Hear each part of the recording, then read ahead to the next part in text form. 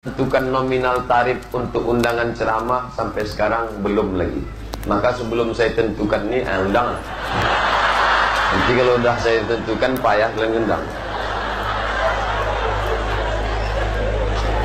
Ustaz Somad, katanya kalau penceramah ini diundang minta tiket pesawatnya 3, harus kelas eksekutif, harus Garuda. Lion tak mau karena delay. Saya enggak.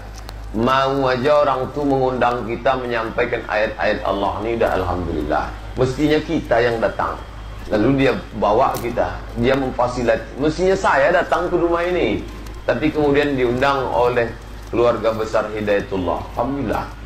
Oleh sebab itu kita memandang itu untuk sekarang. Apakah besok berubah? Kita tengoklah. Ketika ada 2-3 orang bersekongkol dalam pekerjaannya, menjegal kawan seiring, menggunting dalam lipatan. Oh, mantapnya bahasa. Mencari kekurangan pekerjaan, menutupi kekurangan sendiri. Apakah gaji yang mereka makan haram? Man ghasyana falaysa minna. Siapa yang menipu kami, bukan golongan kami. Apakah mereka yang bersekongkol di atas golongan orang yang dijelaskan dalam surat Ar-Rum Zukhruf 67?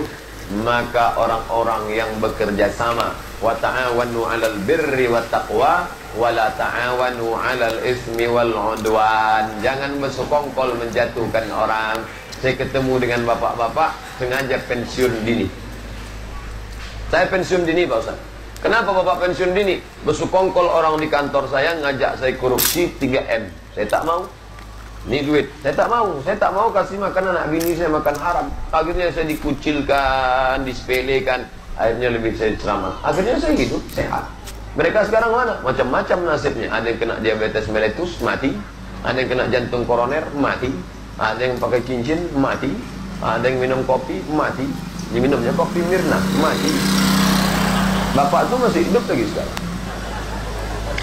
Apabila ada orang menceritakan aib orang lain dengan maksud tujuannya agar si pendengar menjadikan sebagai pelajaran, apa tujuannya? Ini cari-cari celah aja. Boleh menceritakan aib orang, tujuannya 4.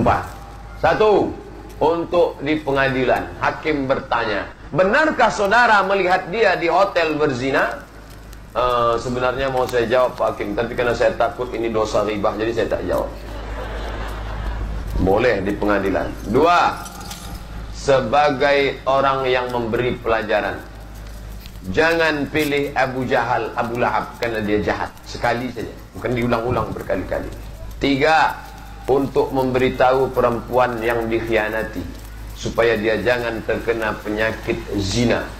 Kita tahu suaminya itu wasik berzina, berzina. Kasih tahu. Kalau takut langsung ajak saksi, jangan jadi fitnah. Suami kamu itu wasik berzina, kami khawatir kau nanti kena penyakit HIV/AIDS. Kata istrinya, kalian aja yang baru tahu, aku udah lama tahu sudah. Emang gua pikirin gitu. Yang 4, untuk menunjukkan kebatilan orang batil supaya jangan didengar cakapnya. Namanya jarah wa ta'dil.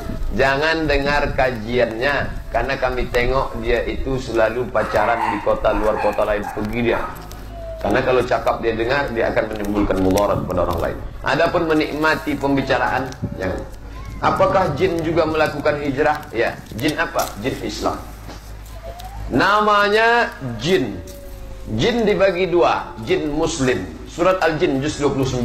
Wa inna minnal muslimun. Kami ada jin Muslim. Wa minnal qasitun. Ada jin kafir. Jin terbagi 2. Jin Muslim hijrah. Jin kafir ini itulah setan. Induk dari segala setan adalah iblis. Iblis itu GM-nya, General Manager.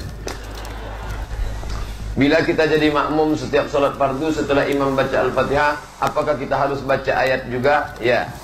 Waladhdallin, amin. Ya. Itu yang saya amalkan, mazhab Syafi'i.